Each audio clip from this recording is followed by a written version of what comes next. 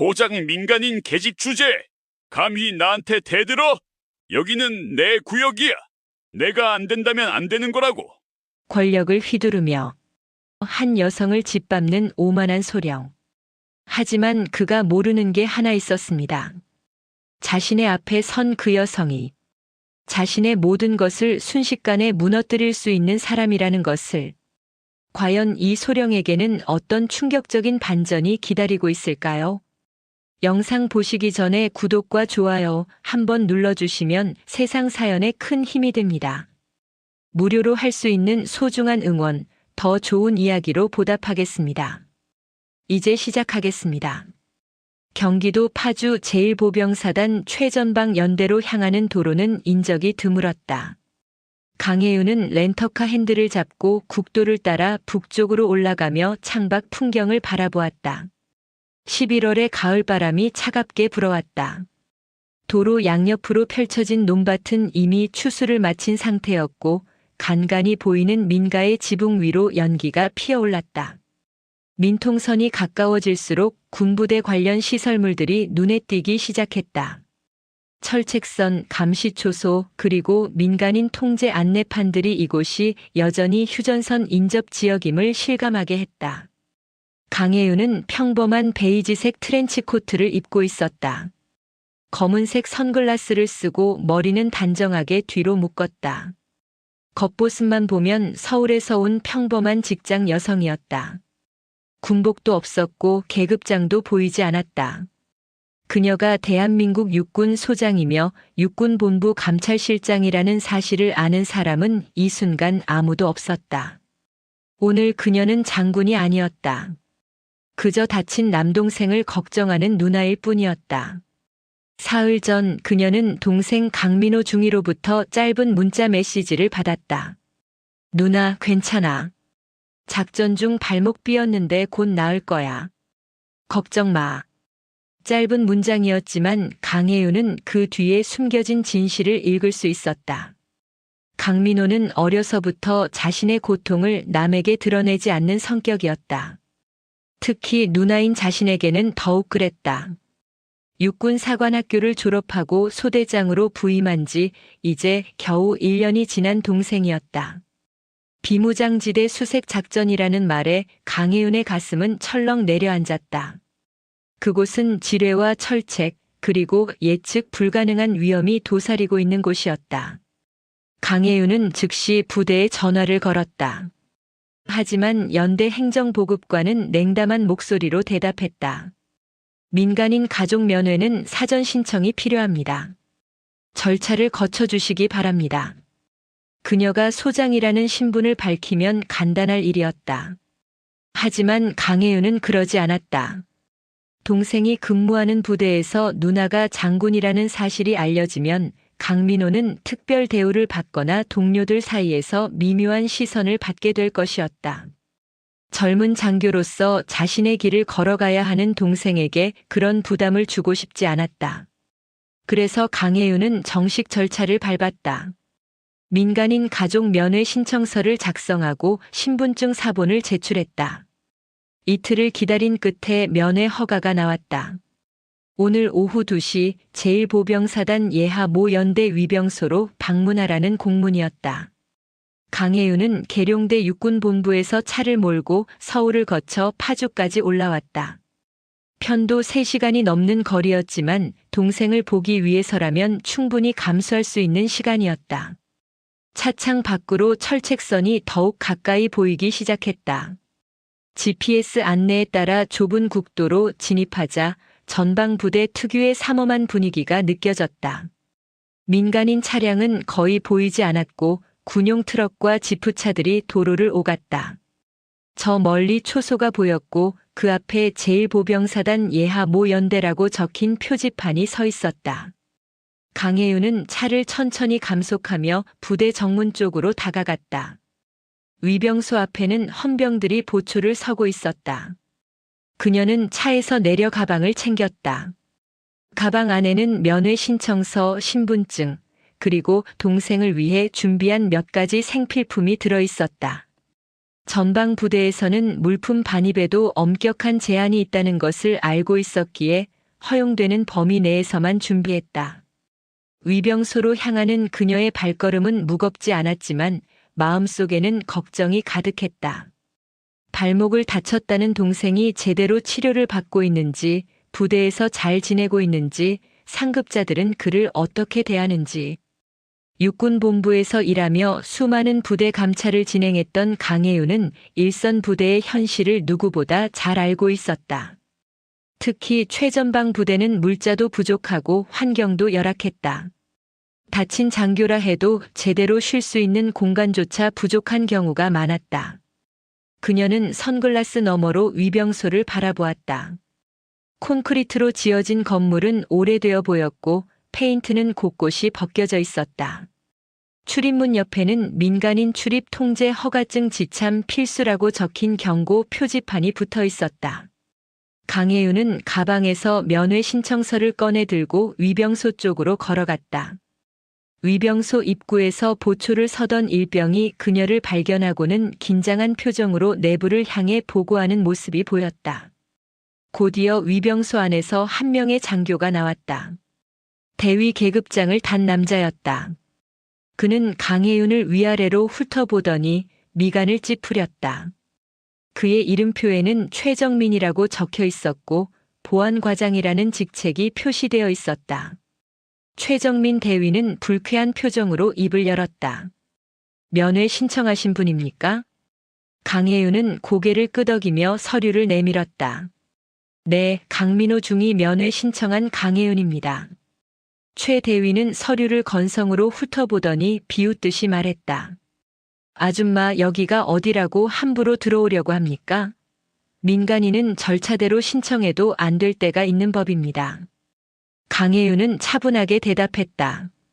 이미 절차를 거쳐서 승인받았습니다. 여기 공문이 있습니다. 최 대위는 서류를 집어들더니 자세히 보지도 않고 한숨을 내쉬었다. 승인이 났다고 해서 다 들어갈 수 있는 게 아닙니다. 여기는 최전방 부대입니다. 보안이 무엇보다 중요한 곳이라고요. 그는 서류를 강혜윤에게 다시 건네며 덧붙였다. 오늘은 부대 상황이 좋지 않습니다. 다음에 다시 오세요. 강혜윤의 눈빛이 차갑게 가라앉았다. 그녀는 수많은 부대를 감찰하며 이런 태도를 여러 번 목격했다. 민간인을 무시하고 절차를 무시하며 자신의 기분에 따라 규정을 임의로 해석하는 일부 장교들의 행태였다. 하지만 지금 이 순간 그녀는 감찰실장이 아니었다. 동생을 만나러 온 누나였다. 그녀는 목소리를 낮추며 말했다. 부대 상황이라는 게 구체적으로 무엇입니까? 제가 알기로는 승인된 면회를 임의로 거부할 수 있는 권한은 보안과장에게 없는 걸로 압니다.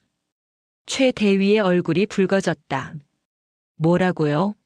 지금 나한테 대드는 겁니까? 그때 위병소 안쪽에서 또 다른 장교가 걸어 나왔다. 소령 계급장을 단 남자였다. 그는 최 대위에게 다가가 무슨 일이냐고 물었고 최 대위는 강혜윤을 가리키며 간단히 상황을 보고했다. 소령은 박상철이라는 이름표를 달고 있었고 연대 작전과장이었다. 박상철 소령은 강혜윤을 보더니 더욱 노골적인 멸시의 눈빛을 보냈다. 그는 한 걸음 다가와 말했다. 대한민국 최전방 연대가 동네 공원인 줄 아나 본데 강중희 같은 장교 가족이면 최소한의 품이라도 갖추고 와야지. 이런 행색으로 면회는 가당치 않습니다. 강혜윤은 자신의 복장을 내려다보았다. 깔끔한 트렌치 코트, 단정한 바지, 그리고 편한 구두. 어디 하나 흠잡을 데 없는 차림이었다. 그럼에도 불구하고 이 소령은 행색이라는 표현을 사용했다. 그 말 속에는 민간인, 특히 여성을 깔보는 시선이 담겨 있었다. 박 소령은 계속해서 말을 이었다. 요즘 민간인들이 부대를 너무 우습게 보는 경향이 있습니다. 여기는 북한과 대치하고 있는 최일선입니다. 아무나 함부로 드나들 수 있는 곳이 아니라고요. 강혜윤은 침묵했다. 그녀의 머릿속에서는 수많은 생각이 교차했다. 지금 당장 신분증을 꺼내 보이면 이들의 태도는 180도 바뀔 것이었다. 소장이라는 계급 앞에서 이들은 고개를 조아리며 사과할 것이고 동생에게도 특별 대우가 돌아갈 것이었다. 하지만 그것은 강혜윤이 원하는 방식이 아니었다. 그녀는 동생이 자신의 힘으로 군 생활을 해나가길 바랐다. 누나가 장군이라는 이유로 특혜를 받거나 상급자들의 눈치를 받는 것을 원치 않았다. 강민호는 육군사관학교를 우수한 성적으로 졸업했고 스스로의 능력으로 소대장 보직을 받은 젊은 장교였다. 그가 자신의 길을 걸어가도록 두고 싶었다. 하지만 동시에 강혜윤은 분노를 느꼈다. 이 소령과 대위의 태도는 단순히 무례함을 넘어서는 것이었다. 이들은 민간인을 국가가 지켜야 할 국민으로 보지 않고 귀찮은 존재로 취급하고 있었다. 군인의 존재 이유가 국민을 지키는 것임에도 이들은 그 본질을 망각하고 있었다. 강혜윤은 깊은 숨을 들이쉬며 마음을 가라앉혔다. 707 특수임무대대 출신인 그녀는 감정을 통제하는 훈련을 수없이 받았다. 극한의 상황에서도 냉정함을 유지하는 것, 그것이 특수부대원의 기본이었다. 지금 이 순간도 마찬가지였다. 분노는 있었지만 그것을 겉으로 드러낼 필요는 없었다. 박소령은 강혜윤의 침묵을 굴복으로 받아들인 듯 했다. 그는 비웃으며 말했다. 알아들으셨으면 오늘은 그냥 돌아가세요.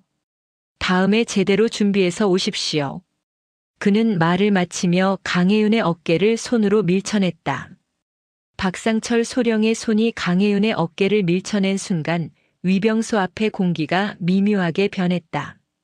강혜윤은 두어 걸음 뒤로 물러났다. 그녀의 몸은 본능적으로 반응하려 했지만 이성이 그것을 억눌렀다. 707 특수임무대대에서 훈련받은 그녀의 근육은 순간적으로 반격 자세를 취하려 했으나 강혜윤은 깊은 숨을 들이쉬며 자신을 통제했다. 지금은 아니었다. 아직은 아니었다. 박소령은 강혜윤이 아무 저항 없이 물러서자 더욱 기고만장해졌다. 그는 뒤에 서 있던 최정민 대위를 향해 턱짓을 했다. 최 대위, 이런 식으로 민간인들이 부대를 우습게 보는 거야. 제대로 교육을 시켜줘야 해. 최 대위는 비웃음을 지으며 강혜윤이 든 서류 봉투를 빼앗듯 가져갔다. 그는 봉투에서 면회 신청서를 꺼내더니 대충 훑어보았다. 강민호 중위? 아, 그 애송이 소대장 말이군요. 작전 중에 발목이나 삐끗한 주제에 누나까지 동원해서 면회를 오다니. 강혜윤의 눈빛이 차갑게 식었다. 동생을 모욕하는 말이었다. 강민호는 비무장지대 수색 작전 중 부상을 입었다. 그것은 단순한 발목 부상이 아니었다. 목숨을 걸고 국토를 지키는 임무 중에 입은 부상이었다. 그런데 이 대위는 그것을 마치 게으름이나 실수인 것처럼 폄하하고 있었다. 최 대위는 계속해서 서류를 넘기며 말했다. 요즘 젊은 장교들은 체력도 약해요. 사관학교 나왔다고 해서 다 훌륭한 장교가 되는 건 아니거든요. 실전에서는 책으로 배운 게 아무 소용없습니다. 박상철 소령이 거들었다. 맞아. 그래서 내가 늘 말하잖아. 요즘 젊은 애들은 정신무장이 안 되어 있다고. 조금만 힘들어도 징징대고 부모한테 전화하고. 두 사람은 마치 강혜윤이 그 자리에 없는 것처럼 대화를 이어갔다. 그들의 말투에는 민간인, 특히 여성에 대한 깊은 무시가 배어 있었다. 강혜윤은 군에서 20년 넘게 복무하며 이런 태도를 수없이 목격했다. 일부 남성 장교들은 여성을 동등한 인격체로 대하지 않았다. 군인이든 민간인이든 여성은 그저 보호받아야 할 약자이거나 무시해도 되는 존재로 취급했다. 위병소 안쪽에서 몇 명의 병사들이 상황을 지켜보고 있었다. 그들의 얼굴에는 불편함이 역력했다. 한 명의 상병이 조심스럽게 최 대위에게 다가가 말했다. 대위님, 저 면회 승인이 났으면 들여보내드려야 하는 거 아닙니까? 최 대위가 날카롭게 돌아보며 소리쳤다. 내가 뭔데 지휘관한테 간섭이야? 내 주제를 알아. 상병은 움찔하며 뒤로 물러났다. 다른 병사들도 고개를 숙였다. 위병소의 분위기는 점점 더 무거워졌다. 강혜윤은 그 모습을 지켜보며 마음이 아팠다. 저 젊은 병사는 옳은 말을 했다. 승인된 면회를 거부할 권한은 보안과장에게도 작전과장에게도 없었다. 하지만 계급과 직책을 앞세운 횡포 앞에서 병사들은 입을 다물 수밖에 없었다. 박상철 소령은 강혜윤에게로 다시 시선을 돌렸다. 아줌마 아직도 안 돌아가시고 뭐 하는 겁니까? 여기 서 있으면 부대 보안에 방해가 됩니다. 강혜윤은 차분하게 대답했다. 저는 정식 절차를 거쳐 승인받은 면회 신청자입니다. 이 서류에 연대장님의 결재가 있습니다. 제가 동생을 만나는 것은 정당한 권리입니다. 최정민 대위가 면회 신청서를 집어들고 확인했다. 실제로 연대장 임대성 대령의 결재 도장이 찍혀 있었다. 하지만 최 대위는 개의치 않았다. 연대장님 결재야 행정병이 대신 찍은 거죠. 연대장님이 이런 사소한 면회건까지 일일이 확인하실 리 없잖습니까? 그 말은 명백한 거짓말이었다. 최전방 부대에서 민간인 면회는 보안 사항이었고 반드시 지휘관의 승인을 받아야 했다. 하지만 최 대위는 태연하게 거짓말을 했고 박소령은 그것을 묵인했다. 박소령이 말했다. 그리고 설령 승인이 났다 하더라도 현장 지휘관 판단으로 면회를 중단시킬 수 있습니다. 보안상 문제가 있다고 판단되면 말이죠. 강혜윤은 물었다. 제가 어떤 보안상 문제를 일으켰습니까? 박소령은 코웃음을 쳤다. 문제를 일으킨 게 아니라 일으킬 가능성이 있다는 겁니다. 민간인이 부대 안을 돌아다니면서 시설을 촬영하거나 군사 기밀을 유출할 수도 있죠. 저는 휴대폰도 차에 두고 왔습니다. 가방 검사를 받아도 됩니다. 그런 문제가 아니에요. 아줌마, 여기는 대한민국 최전방입니다. 북한군이 불과 몇 킬로미터 앞에 있는 곳이라고요. 이해가 안 됩니까? 강혜윤은 이해하고 있었다. 그녀는 누구보다 이 부대의 중요성을 알고 있었다. 육군본부 감찰실장으로서 최전방 부대들의 작전 상황과 보안 현황을 정기적으로 보고받았다. 이 연대가 담당하고 있는 구역은 휴전선에서도 가장 긴장도가 높은 곳 중 하나였다. 하지만 바로 그렇기 때문에 이곳의 장교들은 더욱 모범적이어야 했다. 국민을 지키는 군인이라면 국민을 존중하는 것이 기본이었다. 최 대위가 면회 신청서를 바닥에 던졌다. 서류는 바람에 날리며 강혜윤의 발 앞에 떨어졌다. 오늘은 면회 불가입니다. 돌아가세요. 강혜윤은 바닥에 떨어진 서류를 바라보았다. 그녀의 손이 미세하게 떨렸다.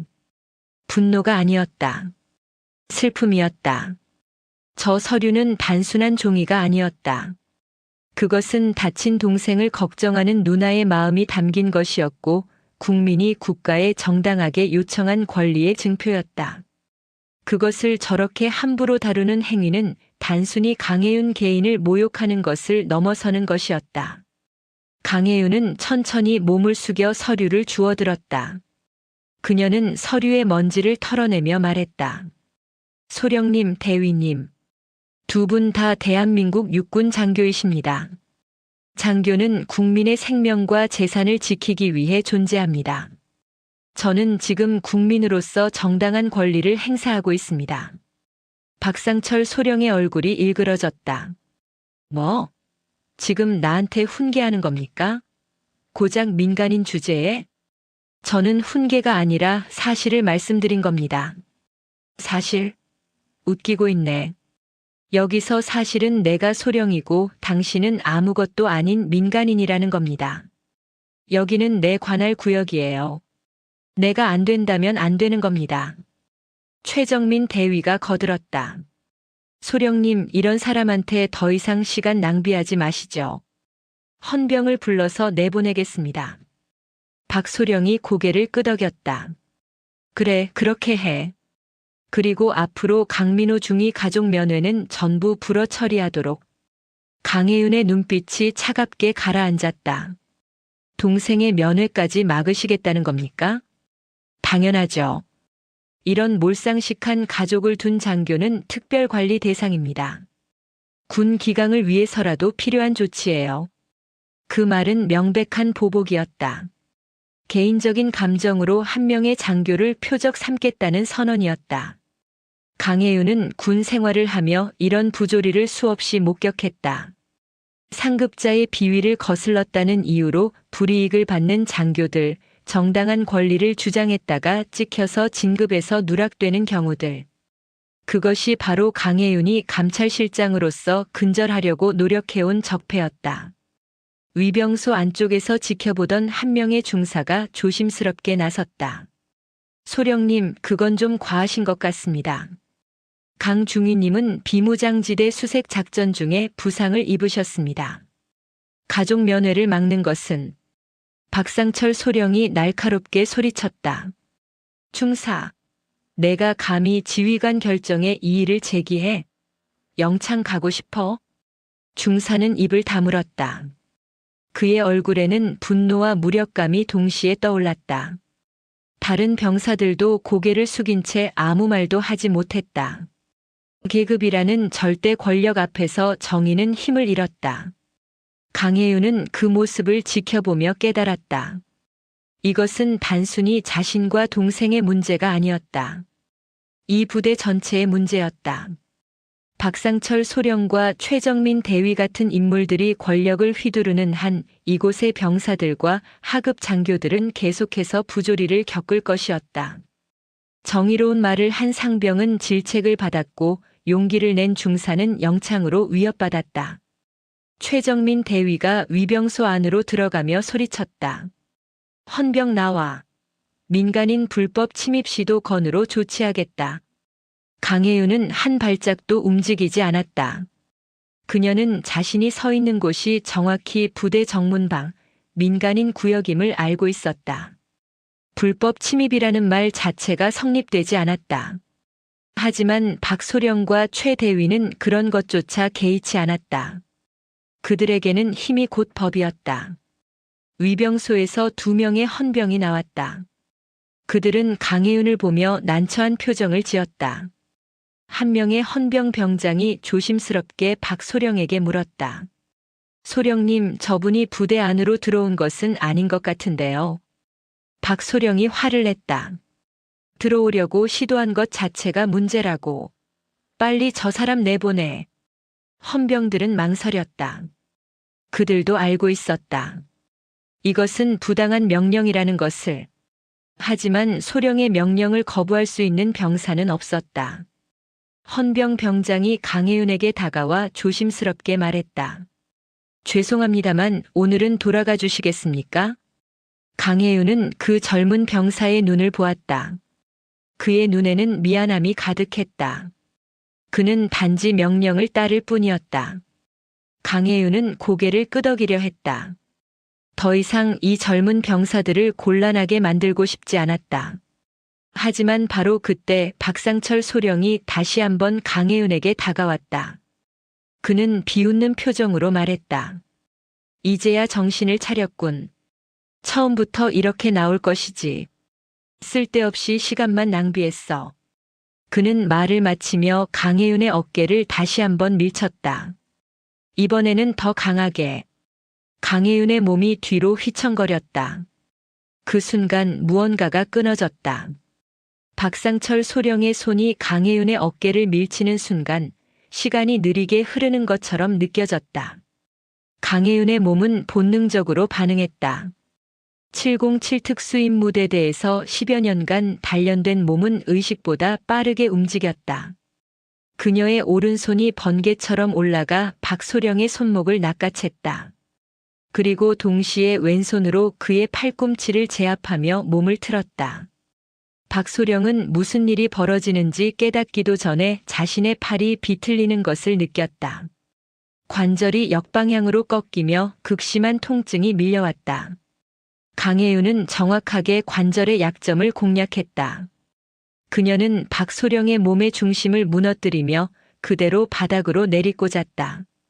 콘크리트 바닥에 박소령의 무릎이 먼저 닿았고 이어서 상체가 앞으로 쓰러졌다. 으악! 박소령의 비명이 위병소 앞에 울려 퍼졌다. 그는 자신의 팔이 등 뒤로 꺾여 올라간 상태에서 꼼짝할 수 없었다. 강혜윤은 그의 손목을 잡은 채 무릎으로 그의 등을 눌렀다. 완벽한 제압 자세였다. 707 특수임무대대에서 배운 근접 전투 기술 중 하나였다. 적을 순식간에 무력화시키면서도 치명상을 입히지 않는 기술이었다. 위병소 앞이 순식간에 얼어붙었다. 모든 사람이 믿을 수 없다는 표정으로 그 장면을 바라보았다. 평범해 보이던 민간인 여성이 연대 작전과장인 소령을 단 몇 초 만에 제압한 것이었다. 그것도 아무런 예고 없이 마치 호흡하듯 자연스럽게. 최정민 대위가 가장 먼저 정신을 차렸다. 그는 당황한 표정으로 허리춤의 권총집에 손을 가져갔다. 이게 무슨 짓이야? 당장 손 놔. 하지만 강혜윤의 움직임이 훨씬 더 빠르다. 그녀는 박소령의 손목을 놓지 않은 채로 오른발을 들어 올렸다. 그리고 정확하게 최 대위의 손목을 향해 발차기를 날렸다. 발끝이 최 대위의 손목을 타격하는 순간 그의 손이 권총에서 떨어졌다. 최 대위는 고통의 비명을 지르며 손목을 감싸쥐었다. 아, 내 손목. 강혜윤은 여전히 냉정한 표정이었다. 그녀의 목소리는 차갑고 단호했다.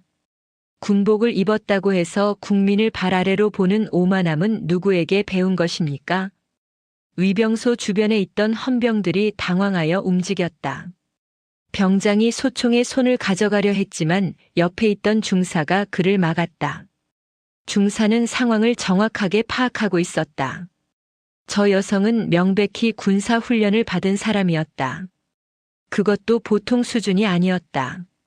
소령을 단 몇 초 만에 제압하고 대위의 움직임을 예측해서 무력화시킨 것은 고도로 훈련된 전투 기술이었다. 헌병 중사는 조용히 다른 헌병들에게 신호를 보냈다. 섣불리 움직이지 말라는 뜻이었다. 상황이 명확하지 않은 상태에서 무기를 꺼내는 것은 위험했다. 만약 저 여성이 정말로 위협적인 인물이었다면 이미 더 큰 피해가 발생했을 것이었다. 하지만 그녀는 박소령을 제압만 했을 뿐 추가적인 공격은 하지 않았다. 박상철 소령은 바닥에 얼굴을 댄 채 신음했다. 이 미친. 너 지금 군장교를 폭행한 거야. 너 죽었어. 강혜윤은 박소령의 손목을 더 강하게 비틀었다. 박소령의 얼굴이 고통으로 일그러졌다. 폭행이라고 하셨습니까? 소령님께서 먼저 민간인의 신체를 폭행하셨습니다. 저는 정당방위를 한 것뿐입니다. 최정민 대위가 손목을 부여잡으며 소리쳤다. 정당방위? 웃기고 있네. 너 같은 년이 어떻게 감히 군장교를. 그의 말이 끝나기도 전에 강혜윤의 눈빛이 더욱 차갑게 가라앉았다. 그녀는 천천히 입을 열었다. 대위님, 말을 조심하십시오. 저는 아직 참고 있습니다. 그 목소리에는 묘한 위압감이 담겨 있었다. 최 대위는 본능적으로 한 걸음 물러섰다. 그는 자신도 모르게 강혜윤을 두려워하고 있었다. 저 여성의 눈빛에는 수많은 전투를 겪어온 사람만이 가질 수 있는 냉철함이 있었다. 위병소 안쪽에서 병사들이 상황을 지켜보았다. 한 명의 일병이 작은 목소리로 옆 동료에게 속삭였다. 야, 저 누나 뭐야? 완전 고수인데? 모르겠어. 근데 소령님이 먼저 손댄 건 맞잖아. 우리 다 봤어. 그래도 저렇게까지 할 줄이야. 병사들 사이에서 수군거림이 퍼졌다. 대부분은 강혜윤을 비난하기보다는 경외의 눈빛으로 바라보았다.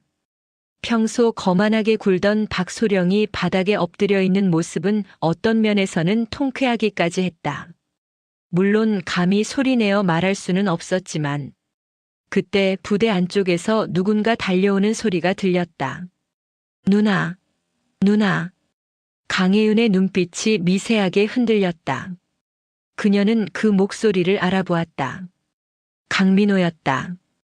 그녀의 남동생이었다. 강민호 중위가 다리를 절뚝거리며 위병소 쪽으로 달려왔다. 그의 왼쪽 발목에는 붕대가 감겨 있었고 목발을 짚고 있었다. 하지만 그는 목발을 제대로 사용하지도 않고 뛰다시피 하며 다가왔다. 그의 얼굴은 창백했고 눈에는 공포가 가득했다. 누나, 무슨 일이에요? 강민호는 상황을 파악하고는 얼굴이 하얗게 질렸다. 자신의 누나가 연대 작전과장인 박상철 소령을 제압하고 있었다. 그것도 바닥에 완전히 엎드린 상태로. 옆에는 손목을 부여잡고 있는 최정민 대위가 있었다. 이것은 재앙이었다. 아무리 정당방위라고 해도 민간인이 군 장교를 폭행한 것은 중대한 범죄였다. 강민호는 비틀거리며 강혜윤에게 다가왔다. 누나, 손 놓으세요. 제발. 강혜윤은 동생의 얼굴을 보았다. 그의 눈에는 두려움과 걱정이 가득했다. 그녀는 천천히 박소령의 손목을 놓았다. 박소령은 신음하며 바닥에서 일어나려 했지만 관절이 제대로 움직이지 않았다. 최 대위가 급히 달려가 그를 부축했다. 강민호는 땅에 무릎을 꿇었다. 그는 박소령과 최 대위를 향해 고개를 숙이며 말했다. 죄송합니다.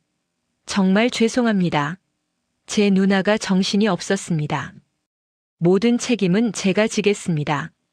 박상철 소령이 어깨를 움직이며 고통스러운 표정을 지었다. 책임? 내가 무슨 책임을 져?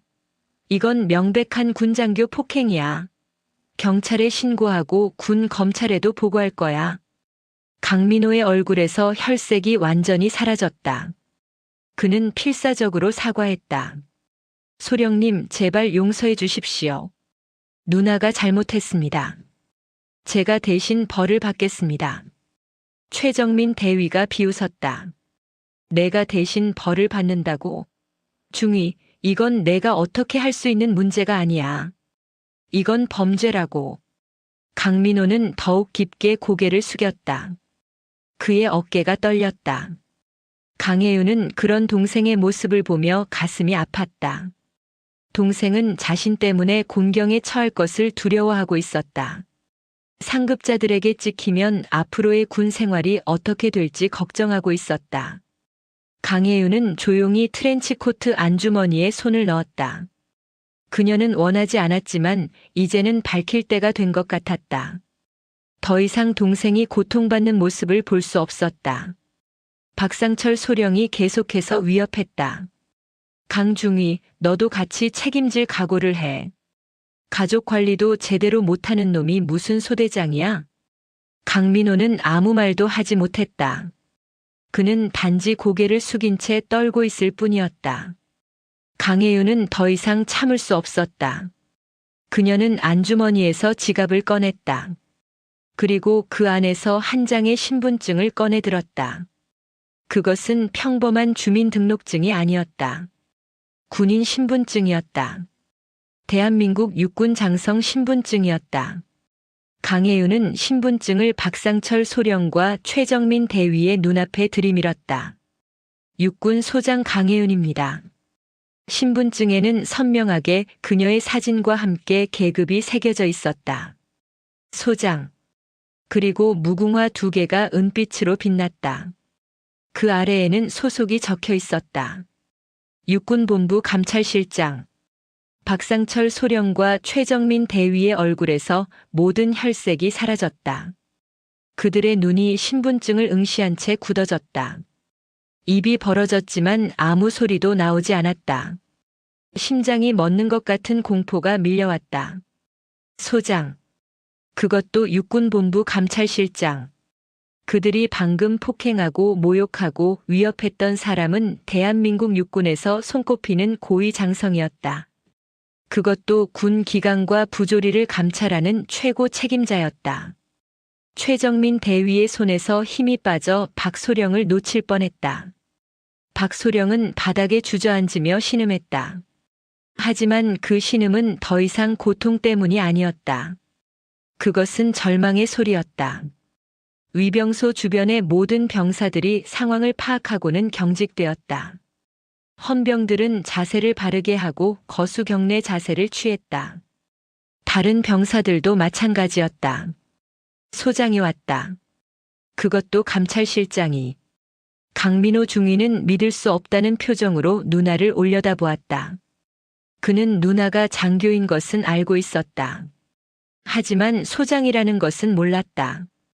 누나는 자신에게 단지 육군본부에서 일한다고만 말했었다. 설마 그것이 감찰실장이라는 뜻일 줄은 꿈에도 몰랐다. 그때 부대 안쪽에서 또 다른 인물이 달려나왔다. 연대장 임대성 대령이었다. 그는 무슨 소동인지 확인하러 온 것이었다.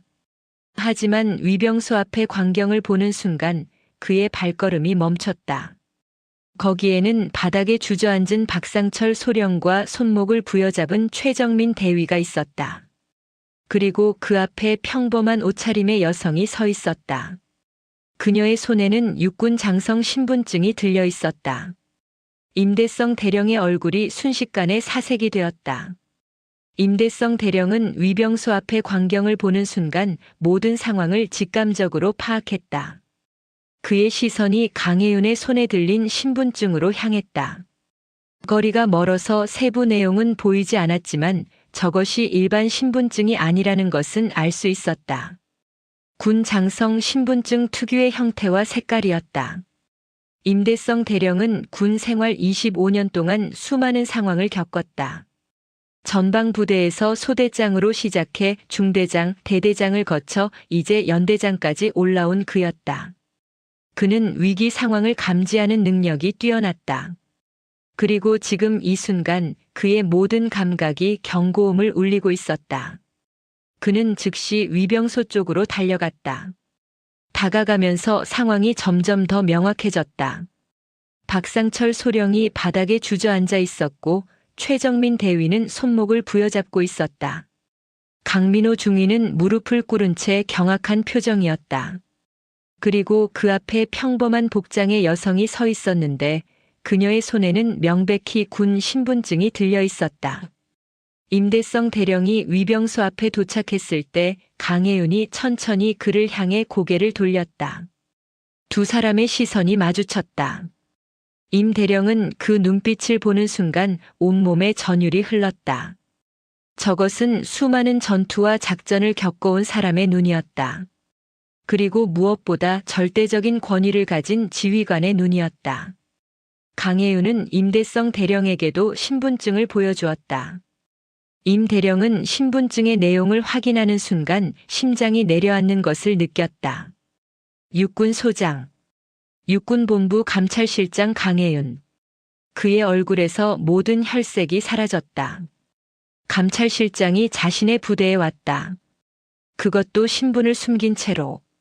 그리고 부대의 장교들이 그녀를 폭행하고 모욕했다. 이것은 단순한 실수가 아니었다. 이것은 재앙이었다.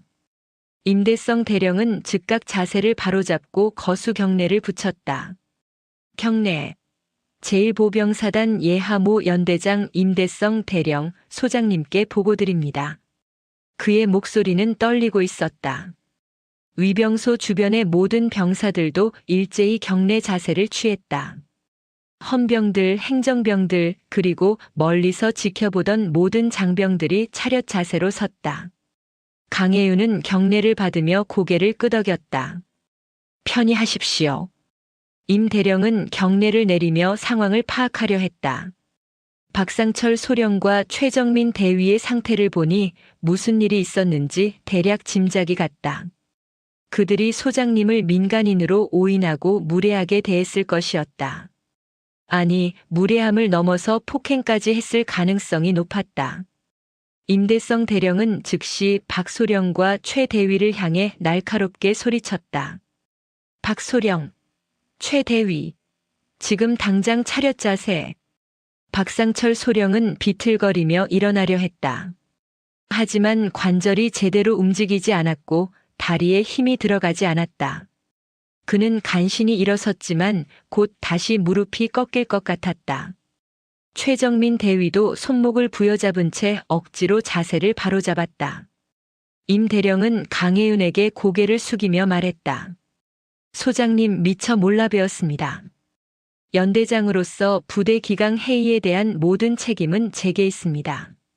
강혜윤은 침묵했다. 그녀는 임대성 대령을 바라보았다. 그의 군복은 단정했고 계급장과 약장은 흠없이 정돈되어 있었다. 연대장으로서의 품위는 갖추고 있는 것처럼 보였다. 하지만 그가 지휘하는 부대의 장교들은 어땠는가? 강혜윤은 천천히 입을 열었다. 연대장, 이 부대의 보안과장과 작전과장이 민간인에게 어떻게 대했는지 보고받으셨습니까? 임 대령은 대답할 말을 찾지 못했다. 그는 구체적인 내용을 모르고 있었지만 상황만 봐도 심각하다는 것은 알 수 있었다. 강혜윤이 계속 말했다. 정식으로 승인된 면회 신청을 임의로 거부했습니다. 민간인을 모욕하고 외모를 비하했으며 신청서를 바닥에 던졌습니다. 그리고 신체를 폭행했습니다. 임대성 대령의 얼굴이 더욱 창백해졌다. 그는 박상철 소령과 최정민 대위를 향해 돌아보았다. 두 사람은 고개를 숙인 채 떨고 있었다. 임 대령은 그들이 정말로 그런 짓을 저질렀다는 것을 직감했다. 평소에도 두 사람의 오만한 태도에 대해 여러 번 경고했었다. 하지만 그들은 듣지 않았다. 그리고 결국 이런 대참사를 만들어냈다. 강민호 중위는 여전히 무릎을 꿇은 채 있었다. 그는 자신의 누나가 소장이라는 사실을 받아들일 수 없었다. 누나는 언제나 자상하고 따뜻한 사람이었다. 어려서부터 그를 돌봐주고 격려해주고 응원해주던 누나였다. 그런 누나가 육군 소장이었다. 그것도 감찰실장이었다. 강민호는 이제 많은 것들이 이해되었다. 누나가 왜 군대 이야기를 물어볼 때마다 그렇게 자세히 질문했는지, 왜 부대 생활에 대해 그렇게 걱정했는지, 왜 상급자들을 어떻게 대하는지 물어봤는지. 누나는 단순히 걱정하는 것이 아니라 전문가로서 판단하고 있었던 것이었다. 강혜윤은 강민호를 내려다보았다. 민호야, 일어나라. 강민호는 떨리는 목소리로 대답했다. 소장님.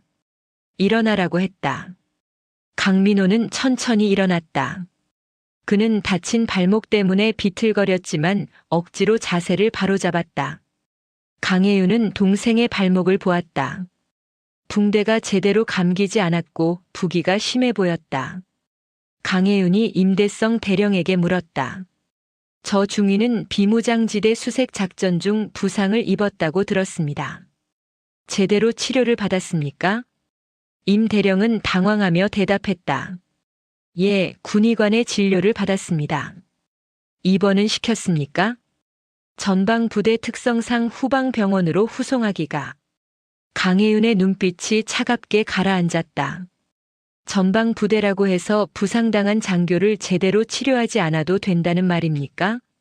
아닙니다, 소장님. 제가 미처 챙기지 못했습니다. 강혜윤은 한숨을 내쉬었다. 이것이 현실이었다. 전방 부대는 언제나 인력이 부족했고 물자가 부족했다. 부상을 입어도 간단한 응급처치만 받고 다시 근무에 투입되는 경우가 많았다. 특히 젊은 장교들은 상급자들 눈치를 보느라 아픈 내색을 하지 못했다. 강혜윤은 다시 박상철 소령과 최정민 대위를 바라보았다. 두 사람은 여전히 고개를 숙인 채 서 있었다. 그들의 몸은 떨리고 있었고 식은 땀이 얼굴을 타고 흘렀다. 박소령이 떨리는 목소리로 말했다. 소장님 죄송합니다. 제가 미처 몰라 배웠습니다. 강혜윤은 차갑게 대답했다. 몰라 배웠다는 게 변명이 됩니까? 만약 제가 정말로 평범한 민간인이었다면 소령님과 대위님의 행동은 정당했다는 뜻입니까? 박소령은 아무 말도 하지 못했다. 강혜윤의 말이 전곡을 찔렀다. 그는 상대가 민간인이라고 생각했기 때문에 함부로 대했다. 만약 처음부터 그녀가 장성이라는 것을 알았다면 절대로 그렇게 행동하지 않았을 것이었다. 최정민 대위도 고개를 숙인 채 말했다. 송구합니다, 소장님. 변명의 여지가 없습니다. 강혜윤은 위병소 주변을 둘러보았다. 병사들이 모두 긴장한 표정으로 서 있었다. 그들의 눈에는 두려움과 동시에 무언가 다른 감정이 섞여 있었다. 그것은 기대였다. 평소 오만하게 굴던 장교들이 응징받는 모습을 보며 정의가 실현되기를 바라는 마음이었다. 강혜윤은 알고 있었다. 지금 이 순간 그녀가 내리는 결정은 단순히 2명의 장교를 처벌하는 것을 넘어서는 의미가 있었다. 이것은 이 부대 전체에 그리고 육군 전체에 메시지를 보내는 것이었다. 계급이 높다고 해서 권력이 있다고 해서 국민을 무시해도 된다는 생각이 얼마나 잘못되었는지 보여주는 것이었다. 임대성 대령이 조심스럽게 말했다. 소장님, 이 사건에 대해서는 제가 전적으로 책임지겠습니다. 연대장으로서 부하 장교들의 기강을 바로잡지 못한 것은 저의 실책입니다. 강혜윤은 임 대령을 바라보았다. 연대장님, 책임을 진다는 것이 구체적으로 무엇입니까? 보고서 한 장 쓰고 끝내시겠습니까? 임 대령은 말문이 막혔다. 강혜윤이 계속 말했다. 저는 오늘 이곳에서 본 것이 이 부대만의 문제가 아니라는 것을 압니다. 육군 전체에 만연한 잘못된 문화입니다. 민간인을 무시하고 약자를 깔보고 계급으로 모든 것을 해결하려는 문화 말입니다. 위병소 주변이 숨소리조차 들리지 않을 만큼 조용해졌다. 모든 사람이 강혜윤의 다음 말을 기다렸다. 강혜윤은 박상철 소령과 최정민 대위를 똑바로 바라보며 말했다. 두 분은 오늘 중대한 잘못을 저질렀습니다. 민간인을 폭행하고 모욕했으며 군인으로서의 기본 예절을 망각했습니다. 이것은 징계 대상입니다. 박소령과 최 대위의 얼굴이 더욱 창백해졌다. 그들은 자신들의 군 생활이 끝날지도 모른다는 공포를 느꼈다. 하지만 강혜윤의 다음 말은 예상 밖이었다. 하지만 저는 두 분을 즉각 파면하거나 군 검찰에 송치하지 않을 것입니다. 임대성 대령과 주변의 모든 사람들이 놀란 표정을 지었다. 강혜윤이 계속 말했다. 대신 두 분에게 기회를 드리겠습니다. 자신의 잘못을 깨닫고 진정한 군인으로 거듭날 기회를 말입니다. 박소령이 고개를 들었다. 그의 눈에는 희미한 희망이 떠올랐다. 최 대위도 마찬가지였다. 강혜윤은 단호한 목소리로 말했다. 오늘부터 박상철 소령과 최정민 대위는 연대 내 인권교육 및 군인 기본 예절 전담 교관으로 보직을 변경합니다. 임대성 대령이 눈을 크게 떴다. 강혜윤이 계속 말했다. 두 분은 앞으로 한 달간 매일 이 연대의 모든 장병들 앞에서 군인의 기본 자세와 국민에 대한 예우에 대해 교육할 것입니다. 그리고 첫 수업에서는 오늘 자신들이 저지른 잘못을 모든 장병 앞에서 고백하고 반성할 것입니다. 박소령과 최 대위의 얼굴이 굳어졌다. 이것은 어떤 면에서는 파면보다 더 힘든 처벌이었다. 자신들의 수치스러운 행동을 모든 부하들 앞에서 공개하고 매일 그들을 가르쳐야 한다는 것이었다. 강혜윤이 마지막으로 말했다. 만약 한 달 후에도 두 분의 태도가 변하지 않는다면 그때는 군 검찰에 송치하겠습니다. 하지만 진심으로 변화한다면 다시 한번 기회를 드리겠습니다. 임대성 대령은 강혜윤의 결정에 깊은 감명을 받았다.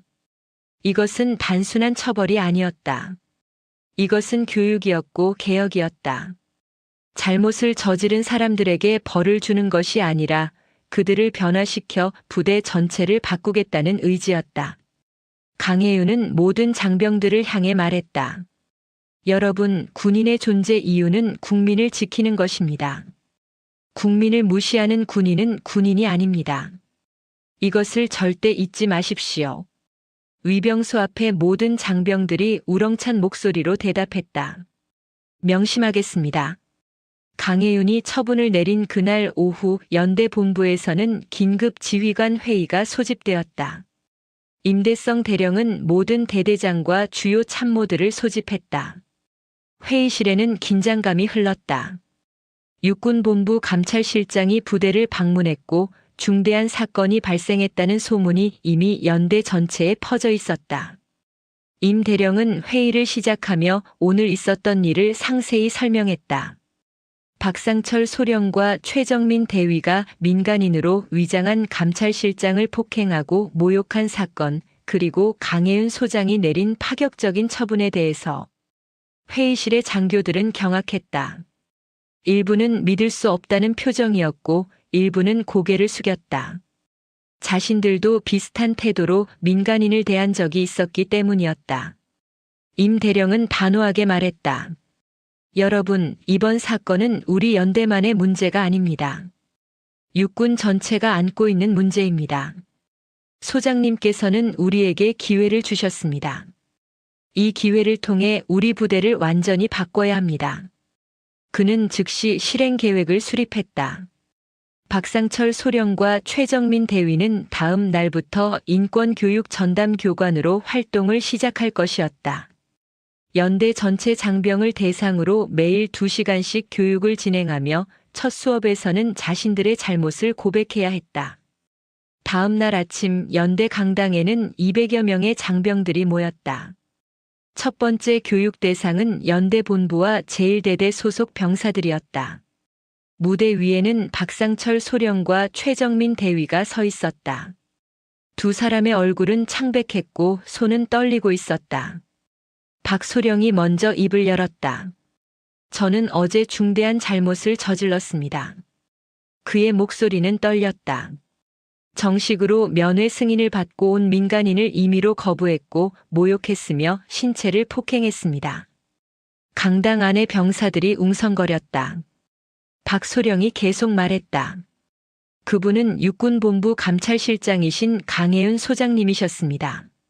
하지만 설령 그분이 장성이 아니라 정말로 평범한 민간인이었다 해도 제 행동은 용서받을 수 없는 것이었습니다. 최정민 대위도 고백했다. 저는 면회 신청서를 바닥에 던졌습니다. 민간인을 아줌마라고 부르며 무시했고 정당한 권리를 행사하는 국민을 위협했습니다. 군인으로서 해서는 안 될 행동이었습니다. 박소령은 깊은 숨을 들이쉬었다. 저는 그동안 제가 소령이라는 계급을 가지고 있다는 이유로 민간인들보다 우월하다고 착각했습니다. 하지만 그것은 큰 잘못이었습니다. 군인은 국민을 지키기 위해 존재합니다. 국민 위에 군인이 있는 것이 아닙니다. 그는 모든 장병들을 향해 깊이 허리를 숙였다. 최 대위도 마찬가지였다. 강당 안은 숨소리조차 들리지 않을 만큼 조용했다. 병사들은 처음으로 장교가 자신의 잘못을 공개적으로 인정하는 모습을 보았다. 그날부터 박소령과 최 대위의 하루는 완전히 바뀌었다. 아침 6시에 일어나 교육 자료를 준비하고 오전에는 한 개 대대, 오후에는 또 다른 대대를 교육했다. 저녁에는 다음날 교육 내용을 준비하고 자신들의 잘못을 되새기며 반성문을 작성했다. 처음 일주일은 고통스러웠다. 자신들이 평소 무시하고 함부로 대했던 병사들 앞에서 머리를 숙이고 잘못을 고백하고 올바른 군인 정신을 가르쳐야 했다. 어떤 병사들은 비웃는 눈빛을 보냈고 어떤 병사들은 동정의 눈빛을 보냈다. 하지만 대부분은 진지하게 그들의 이야기를 들었다.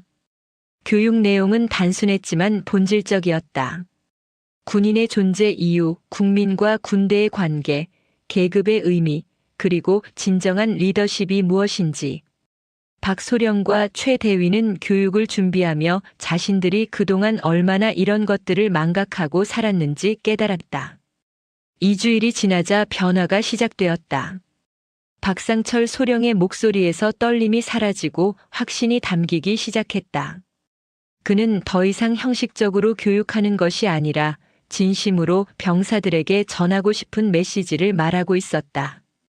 최정민 대위도 마찬가지였다. 그는 자신의 과거 행동들을 하나씩 돌아보며 얼마나 많은 사람들에게 상처를 주었는지 깨닫게 되었다.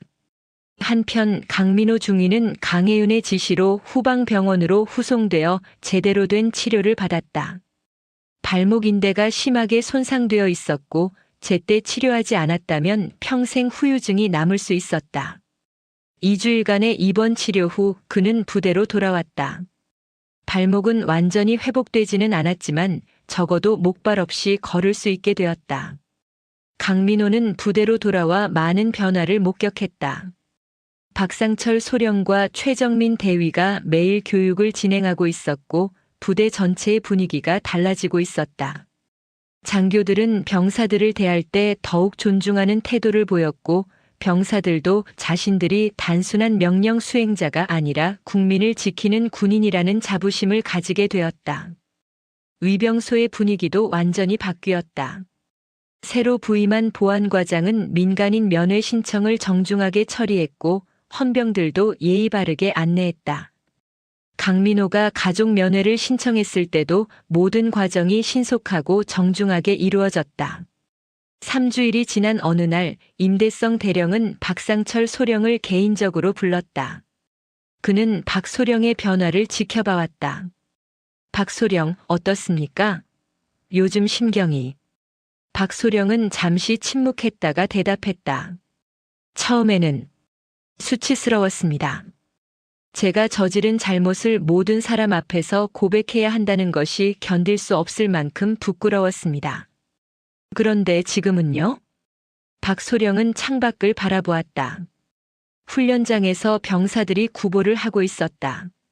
지금은 감사합니다. 소장님께서 저를 파면하지 않으시고 이런 기회를 주신 것에 감사합니다. 저는 20년 넘게 군 복무를 했지만 진정한 군인이 무엇인지 몰랐습니다. 이제야 조금 알 것 같습니다. 임 대령은 고개를 끄덕였다. 최 대위는 어떻습니까? 최 대위도 많이 변했습니다. 어제는 제게 이런 말을 하더군요. 자신이 그동안 얼마나 많은 병사들을 무시하고 상처 주었는지 깨달았다고. 그들에게 사과하고 싶다고. 한 달이 지났다. 강혜윤 소장이 다시 부대를 방문한다는 소식이 전해졌다. 이번에는 정식으로 감찰실장의 신분으로 방문하는 것이었다. 연대 전체가 긴장했다. 한 달간의 변화가 소장님의 기대에 부응할 수 있을지 불안했다. 강혜윤이 부대에 도착했을 때 위병소에서는 새로 부임한 보안과장이 정중하게 맞이했다. 소장님 어서 오십시오. 연대장님께서 기다리고 계십니다. 강혜윤은 위병소를 둘러보았다. 한 달 전과는 완전히 달라진 분위기였다. 헌병들의 자세는 바르면서도 딱딱하지 않았고 민간인 면회 안내 표지판도 친절하게 정비되어 있었다. 연대 본부에서 임대성 대령이 강혜윤을 맞이했다.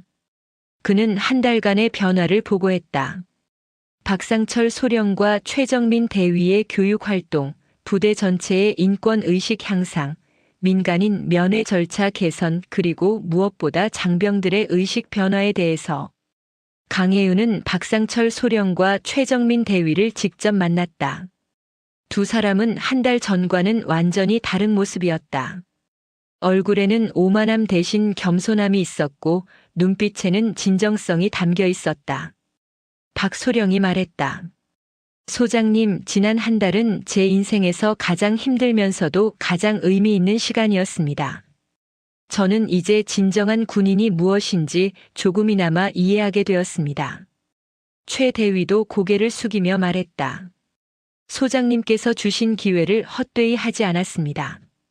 앞으로도 계속 배우고 성장하겠습니다. 강혜윤은 두 사람을 바라보았다. 그들의 변화는 진심이었다. 한 달이라는 짧은 시간이었지만 그들은 본질적인 변화를 겪었다. 좋습니다. 두 분은 이제 원래 보직으로 복귀하십시오. 하지만 인권 교육은 계속 병행하십시오. 이것은 한 달로 끝나는 것이 아닙니다.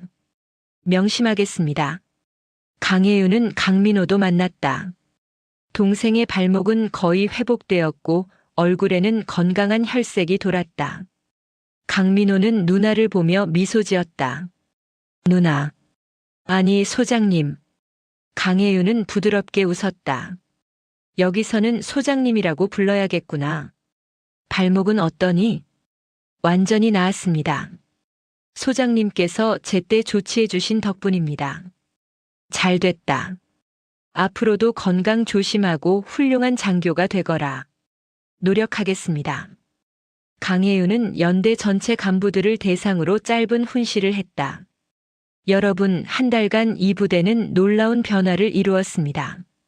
이것은 여러분 모두의 노력 덕분입니다.